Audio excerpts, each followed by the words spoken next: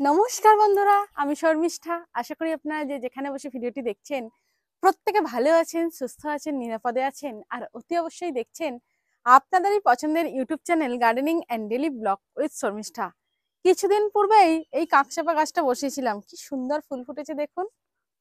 ছাদ বাগানের প্রত্যেকটা গাছ তো সুন্দর সুন্দর ফুল দিচ্ছে। আজ আমি যে কাজটা ছাদ বাগানের করব তারই আপডেট আপনাদের সঙ্গে শেয়ার করে নেব। আশা করব ভিডিওটা ভালো লাগবে। আমার ছাদ বাগানের যে বাগান বিলাস গাছগুলো ডাল কাটিং থেকে চারা তৈরি করেছিলাম, যে গাছগুলোকে 8 ইঞ্চি পাত্রে বসিয়েছিলাম, সেই গাছগুলো 8 ইঞ্চি পাত্রে এত সুন্দর গ্রোথ হয়েছে। এদেরকে রিপোর্ট না করলে কিন্তু শীতে খুব ভালো ফুল দেবে না। প্রত্যেকটা গাছের আপনাদের দেখাই গ্রোথ কি সুন্দর হয়েছে, আর শিকড় কত বাউন্ড হয়েছে দেখতে পাচ্ছেন। দেখুন প্রত্যেকটা গাছ আপনাদের ধীরে ধীরে দেখাই, গাছগুলো কত সুন্দর শিকড় বাউন্ড হয়েছে দেখতে পাচ্ছেন তো। এবার কিন্তু এদেরকে রিপোর্টিং করে দিতেই হবে, তা না হলে এই গাছগুলো এর থেকে বেশি ফুল দিতে পারবে না। তাই রিপোর্টিং করার জন্য আমি কোন পাত্র ব্যবহার করছি, কি সয়েল মিডিয়া ব্যবহার করছি, সমস্ত কিছু দেখাবো। এই কাজটা করতে করতে আপনাদের সঙ্গে একটু গল্পও করে নেব। তাহলে চলুন আর কথা না বাড়িয়ে পরপর কাজগুলো করা যাক। এই গাছগুলোকে আপনাদের আরেকবার ভালো করে দেখিয়ে দিই। দেখুন গাছগুলোকে, প্রত্যেকটা গাছ কিন্তু আমি টপ থেকে তুলে রেখেছি। টপ থেকে যখন যে কোনো গাছ এইরকম সমস্ত মাটি সমেত বার করবেন, তখন মাটিটাকে একদিন সম্পূর্ণ শুকাতে দেবেন। কি বলছেন, গাছ মারা যাবে? একদম মারা যাবে না। বাগান বিলাস গাছ হচ্ছে এমন এক ধরনের গাছ, জল দিলেও ভালো থাকবে, জল না দিলে আরো ভালো থাকবে। আমি মৃতপ্রায় বাগান বিলাস গাছগুলোকে প্রতিস্থাপন করেছিলাম। চলুন সেই মৃতপ্রায় বাগান বিলাস গাছগুলো কেমন আছে আপনাদের এক ঝলকে দেখিয়ে নিই। এটা একটা মৃতপ্রায় বাগানবিলাস গাছ ছিল, এটাকে আমি বাঁচিয়েছি এবং কত সুন্দর ফুল হয়েছে, গাছের গ্রোথ হয়েছে আপনারা দেখতেই পাচ্ছেন। আর এখানে আর একটা মৃতপ্রায় বাগানবিলাস গাছ। এই দুটো মৃতপ্রায় বাগানবিলাস গাছ কিন্তু আমি নার্সারি থেকে কিনে আনার পর কিভাবে পরিচর্যা করে গাছের গ্রোথ এত সুন্দর করেছি। আর মাত্র 8 ইঞ্চির পাত্রে গাছের শিকড় দেখুন। এদের এবার যদি আমি রিপোর্টিং করতে পারি তাহলে কিন্তু এই গাছগুলো ভালো থাকবে না, আর প্রচুর পরিমাণে ফুলও দেবে না। তাই অবশ্যই এই সময় আমি এদের রিপোর্টিং করে দিচ্ছি। আপনাদের যাদের গাছের শিকড় এইরকম হয়ে গেছে, যাদের ছোট টবে গাছের গ্রোথ এত সুন্দর হয়ে গেছে, এই সময় কিন্তু রিপোর্টিং করে দিতে হবে। এই সময় রিপোর্টিং করলে তবেই কিন্তু শীতে প্রচুর পরিমাণে ফুল পাবেন। যখন ফুল ফুটবে তার আপডেট তো শেয়ার করবই। আজকে চলুন পরপর গাছগুলোকে রিপোর্টিং করে নিই। রিপোর্টিং করার পূর্বে আমি ফার্স্টে আগে এদের শিকড়গুলোকে একটু করে বাদ দিয়ে দেবো। শিকড়গুলোকে জাস্ট নিচের দিক থেকে অল্প কেটে দেবো, খুব বেশি কাটবো না। এই অল্প অল্প ছিঁড়ে দেবো। প্রত্যেকটা গাছের শিকড় এরকম ভাবে অল্প অল্প করে কেটে বাদ দিয়ে দেবো।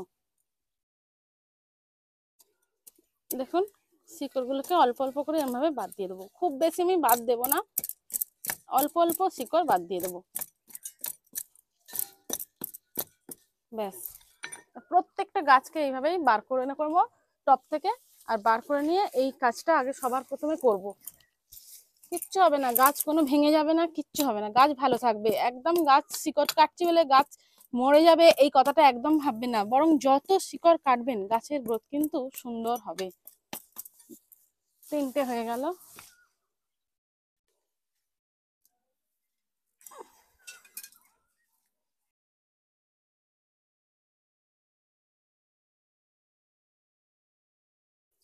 এই গাছটার মাটিটা ভিজে আছে বলে শিকড়গুলো মাটিটাকে আঁকড়ে ধরে রয়েছে। তাই আপনারা যখন এইরকম রিপোর্টিং করবেন তখন কিন্তু জল দেবেন না টবের মাটিতে, তাহলে রিপোর্টিং করার সময় শিকড় যখন কাটবেন খুব তাড়াতাড়ি কাটা যাবে। এটা একটু কাটতে অসুবিধা হচ্ছে, তাই খুব বেশি কাটছি না বলে হয়ে গেল। বন্ধুরা আমার কিন্তু প্রত্যেকটা গাছের শিকড় মোটামুটি কাটা হয়ে গেছে। এবার আমি এই গাছগুলোকে প্রতিস্থাপন করার জন্য যে সয়েল মিডিয়াটা এখানে ব্যবহার করেছি, এটা আর অন্য কোনো সয়েল মিডিয়া নয়। শীতের সকল প্রকার গাছের জন্য যে সয়েল মিডিয়া আমি প্রস্তুত করে রেখেছি তার আপডেট আপনি শেয়ারও করেছি। সেই একই সয়েল মিডিয়া দেখুন বস্তাবন্দি করে তোলা ছিল, সেই একই সয়েল মিডিয়ায় খাদ্যগুণ মেশানো সম্পন্ন। যারা ভিডিওটি দেখেননি এই ভিডিও ডেসক্রিপশনে লিঙ্ক দিয়ে দেবো, দেখে নেবেন। সেই সয়েল মিডিয়াতেই গাছটা প্রতিস্থাপন করে নেবো। এবং গাছগুলো প্রতিস্থাপন করার জন্য এইরকম 10 ইঞ্চির গ্লাস টব ব্যবহার করছি। ড্রেনেজ হোলগুলোকে জাস্ট এরকম খোলামকুচি দিয়ে ঢাকা দিয়ে দিয়েছি। পূর্বে থেকেই আমি ভিডিওর লেন্থ বাড়াবো না বলে এই কাজটা করে রেখেছি। এরকম খোলামকুচি দিয়ে ঢাকা দিয়ে দিয়েছি। এবার সম্পূর্ণ মাটিটা ভরে নেব। প্রথমে অর্ধেক মাটি দিয়ে দেব, তারপর গাছটা প্রতিস্থাপনের পর আবার অর্ধেক মাটি দেব। সহজে যদি গাছ করা যায় তাহলে সহজ পদ্ধতিগুলোই অবলম্বন করা প্রত্যেকটা মানুষেরই উচিত। ভাবছেন এই কাজটা কখন করবেন, আমি আপনাদের জন্য ভিডিওটা করব বলে আমি খুব সকালবেলায় এটা করছি। দেখুন জবা গাছের ফুলগুলোকে একবার দেখাই আপনাদের। দেখুন সাদা জবা গাছটা দেখলে আপনারা বুঝতে পারবেন যে গাছের ফুলগুলো এখনো কিন্তু সম্পূর্ণ ফোটেনি। বুঝতেই পারছেন, তার মানে আমি কত সকালবেলায় উঠে এই ভিডিওটা করছি। এদেরকে এবার কিন্তু আমি রিপোর্টিং করার পর কি করব সেটাও আমি আপনাদের বলবো, ভিডিওটা দেখতে থাকুন। এরকম ভাবে নাড়িয়ে নেব, ব্যাস গ্যাপগুলো এয়ারটাইট হয়ে যাবে।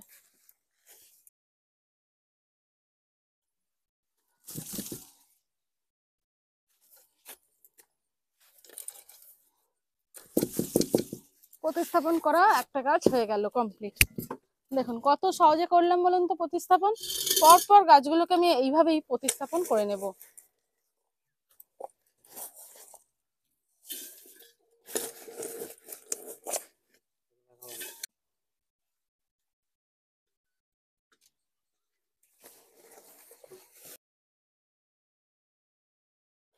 বন্ধুরা পরপর গাছগুলো প্রতিস্থাপন করে নিলাম।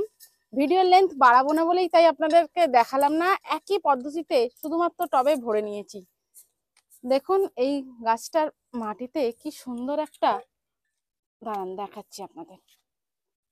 কি গাছ দেখে বলবেন, অবশ্যই কমেন্ট করে জানাবেন। প্রত্যেকে কিন্তু আমরা চিনি এই গাছটাকে, কি সুন্দর পাতা থেকে হয় দেখুন। এটাকে একটা অন্য পাত্রে অবশ্যই প্রতিস্থাপন করব। আর যে সকল বন্ধু ভিডিওটা দেখছেন কমেন্ট করে জানাবেন এই গাছটার নাম কি। চলুন এবার প্রত্যেকটা গাছের মাটিতে জল দিয়ে দিই, ভরপুর এবার জল দিয়ে দেবো। জল দিয়ে তারপর প্রত্যেকটা গাছকে কিন্তু, যেহেতু শিকড়ে কাটাই ছাটাই করেছি, তাই প্রত্যেকটা গাছকে আমি কিন্তু শেডে রেখে দেবো। তো যে সকল বন্ধু এতক্ষণ ধরে ধৈর্য সহকারে দেখলেন ভিডিওটি, তাদের অসংখ্য ধন্যবাদ। আপনারাও কিন্তু আপনাদের বাগান বিলাস গাছে যদি রিপোর্টিং আর হার্ড প্রুনিং না করে থাকেন করে নেবেন। আমি রিপোর্টিং করে দিলাম, আর হার্ড প্রুনিং করব না, কারণ কিছুদিন পূর্বেই আমি প্রুনিং করেছিলাম। আর প্রুনিং এর ভিডিও আমি আপনাদের সঙ্গে অনেকবার শেয়ারও করেছি। আশা করি ভিডিওটি ভালো লেগেছে। ভিডিওটি ভালো লাগলে লাইক কমেন্ট শেয়ার করতে ভুলবেন না। ভিডিওটি ভালো লাগলে চ্যানেলটি সাবস্ক্রাইব করে আমার পাশে থাকবেন। শীতে আপনাদেরও ছাদ বাগানে কিন্তু প্রচুর পরিমাণে বাগান বিলাস ফুল ফুটবে এইভাবে পরিচর্যা করলে। ভালো থাকবেন, গাছ বসাবেন। ধন্যবাদ। কমেন্ট করতে ভুলবেন না।